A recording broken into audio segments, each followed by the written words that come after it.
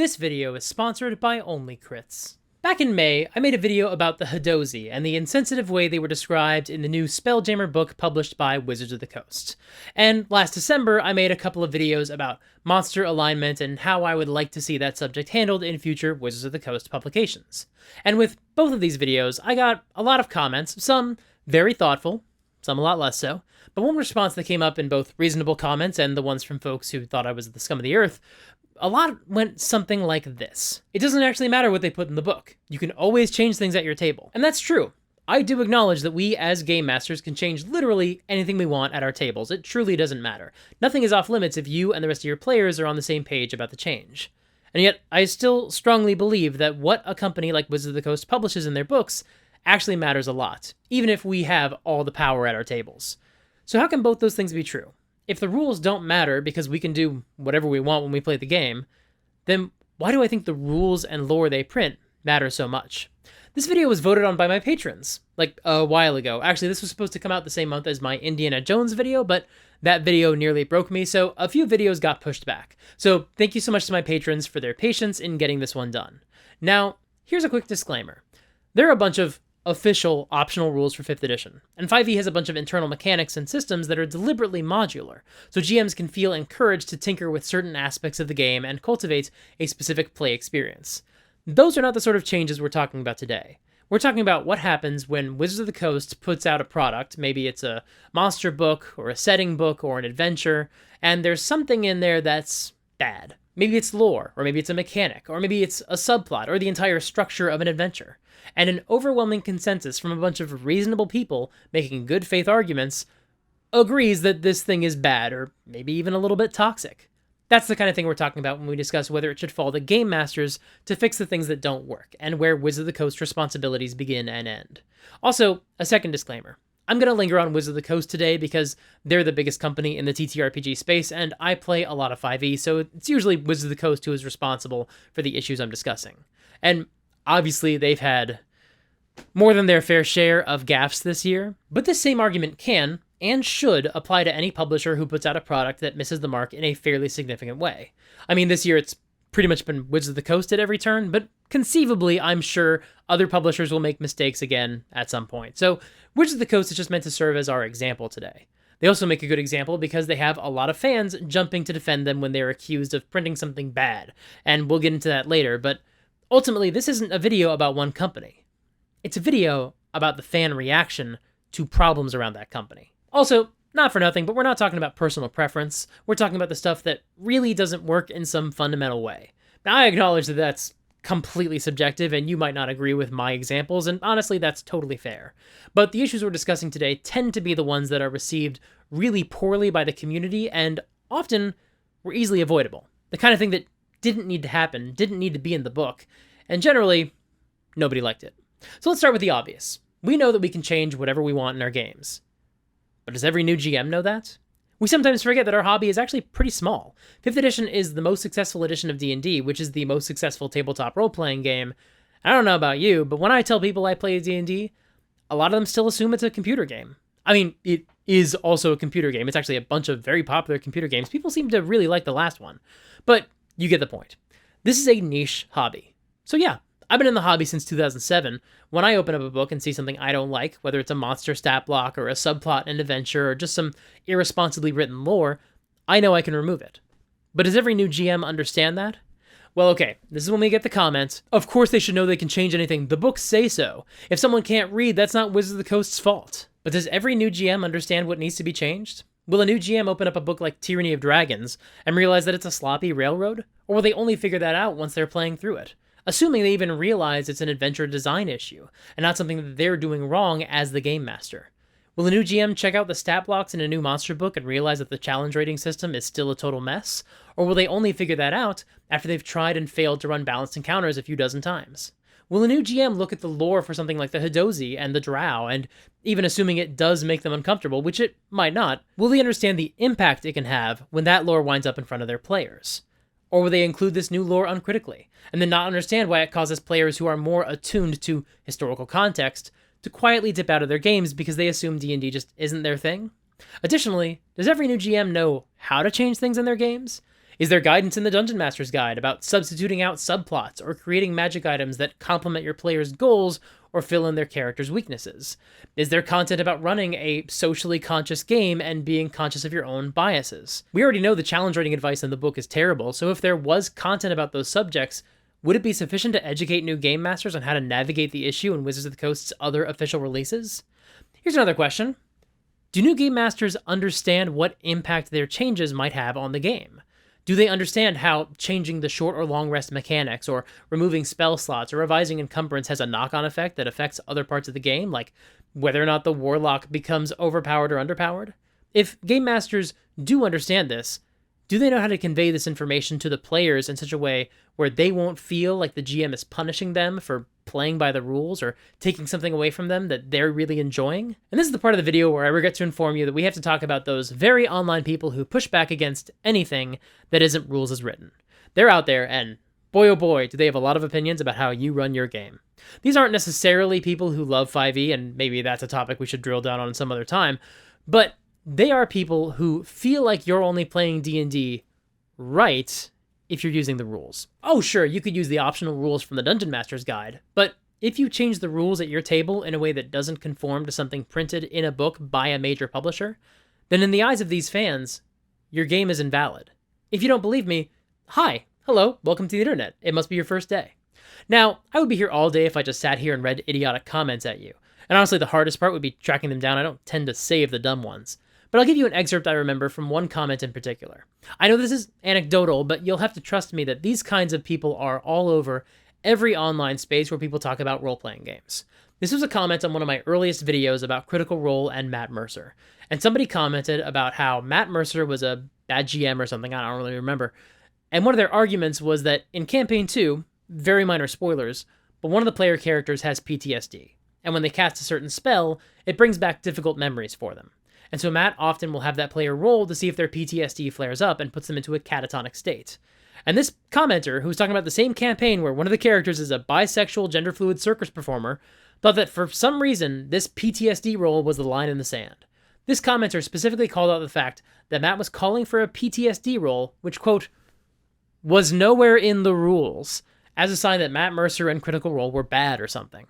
Now, feel however you want to about Critical Role. You can love it or hate it. That's totally fine. And if a player creates a character with PTSD and the GM comes up with a game mechanic to simulate that trauma as it comes up during the game, you're welcome to wonder if that's the most sensitive way to handle that subject or where the line is about role-playing trauma you haven't experienced. And I can sit here and rebut that and tell you that a bunch of viewers felt really seen and moved by that creative choice and it spoke to them and helped them come to terms with their own trauma, but that still wouldn't mean that you have to like it, and that's also totally valid.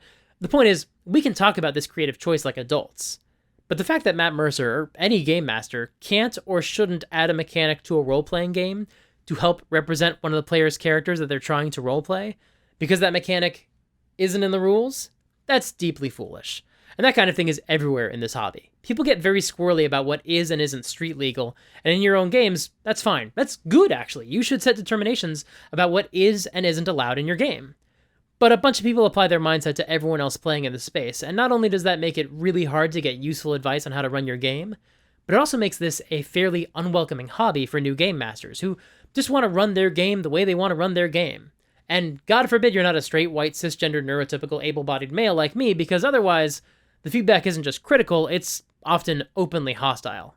So inevitably, any arguments about how you can just change it at your table always comes into conflict with the fact that there are people who don't understand, who can't understand, why you would play this game if you're going to change the rules. Because for them, if it's on the page, that's the way the game works. Unless you think that I'm only striking out against people who have been mean to me, let me be perfectly clear. I've been this type of person before. I did it in my own games. I got very sassy with a GM for describing his Yuan-Ti in a way that didn't precisely line up with one of the 3 pieces of art in the monster manual, despite the fact that his description was actually a lot closer to what you visualize when I tell you that you're fighting a snake man. I didn't make these kinds of declarations on the internet where everyone can see them, and I didn't harass strangers, but I did offer this unsolicited feedback at my table to real human people who I could actually see, which is arguably worse. I've talked about this before, but there was a period of my career as a D&D player where I had pretty much learned all the rules, not all the rules, but like a bunch of them, and so I started getting uppity when something happened that wasn't rules as written. And sometimes that might be helpful if it benefited my fellow players in some way, and arguably, some GMs like being reminded of rules that they forgot, but my issue was that I didn't know when to stop. And there are plenty of times where the GM did something that wasn't exactly how it works according to the rules because they were trying to do something cool. And I should have just played along, or at the very least, I should have just sat in my seat and made a dice tower. And do you know why I didn't do that? Because I didn't have fancy dice that I wanted to play with that could help keep my attention and pull my focus away from being a wang rod. Because I didn't have dice from today's sponsor, Only Crits. Only Crits is a terrific company. I've worked with them for a while and they always send me fantastic stuff. And that includes the material for their current Kickstarter, Gilman's Guide to Speed, which I've already discussed, but you should go check it out if you haven't already. It's an awesome arcane punk high fantasy setting where you can get into street races and fight speed elementals. The whole product just rules. And if you have already backed the Kickstarter, make sure to check out their fantastic selection of dice on their website. They've got such cool dice, I really love their products. And if you already have all the Only Crits dice you need, no you don't. Visit the Kickstarter at the link in the doobly-doo and visit onlycrits.com/supergeekmike and use the promo code SUPERGEEK at checkout to save 12% off of your order. Thanks again to Only Crits for sponsoring this video. But we've talked enough about the behavior of various members of the community who, I think, make a compelling case for why Wizards of the Coast does need to be responsible for the quality of their content. Now let's discuss how insensitive content hurts the people who aren't in the hobby. I promise this makes sense. See, with subjects like the Hadozi lore, or all the dark elves and orcs being evil by default, we who feel this stuff should be changed often make the same argument. This content is insensitive. We don't think it's deliberately offensive, but it's still the kind of stuff that just doesn't look good in the modern world where 5e is being released. The truth is, 5th edition found a huge audience that the designers were not expecting, and that's something we'll talk about another day. But I don't think the designers had any idea what kind of an audience they'd find. So ever since that happened, they've been playing catch-up and trying to change things that really shouldn't have ever made it into the 2014 versions of the books, let alone any reprintings and new publications we've seen since. And the reason we hold Wizards accountable for that kind of stuff is because we understand how this lore looks to someone who is new to the hobby. It looks pretty not awesome. Especially if you're a black player, how do you think it feels to see the drow when you open the monster manual? Or to read about the Hadozi when you check out Spelljammer? Do you think they'll look online to see if the community is upset because the Hadozi rhetoric doesn't reflect the values of the community? Or do you think they'll just feel alienated, put the book down, and think, wow, I guess D&D isn't for me? Or maybe they'll even think that if you like D&D, you must inherently support this kind of content. And that might not seem fair to you, and if that's the case, then the answer is that when this kind of content shows up in the game, Wizards of the Coast is on the hook to change it. Because this is ultimately the point I'm trying to make.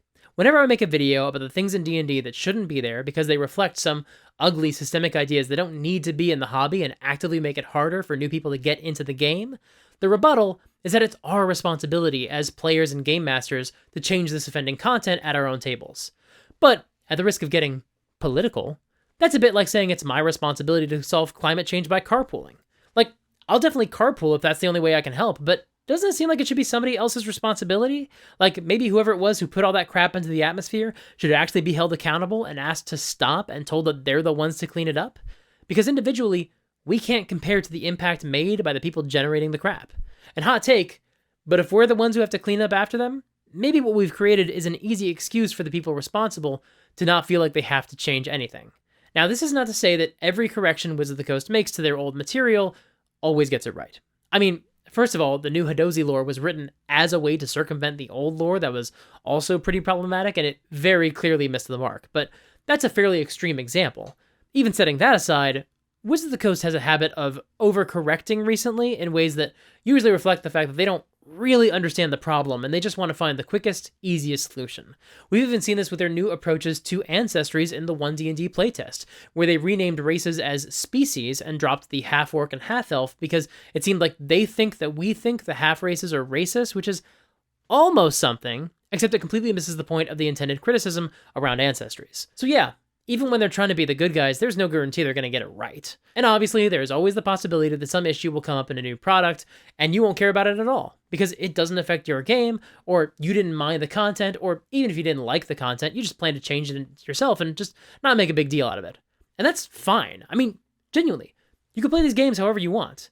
But the idea that it's the individual game masters who need to solve all of Wizards of the Coast's biggest faux pas, rather than holding them accountable for maybe making more responsible products from Jump Street, well, I just find that argument to be very silly. Thank you so much for watching. I know that this is a dicey subject, and I'm sure I'll get plenty of folks in the comments who, once again, totally missed the point, but generally, I find that my audience really understands where I'm coming from when I talk about these sorts of topics, and so I'm really looking forward to actually discussing the subject further in the comments below. And again, I mean this sincerely. Thank you. I have the best audience in the world. You are all really thoughtful and respectful.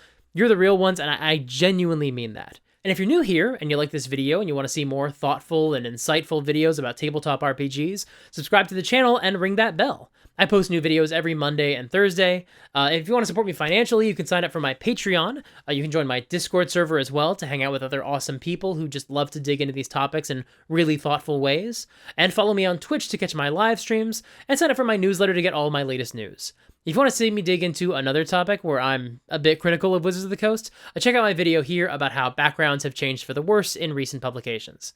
Until next time, play fair and have fun.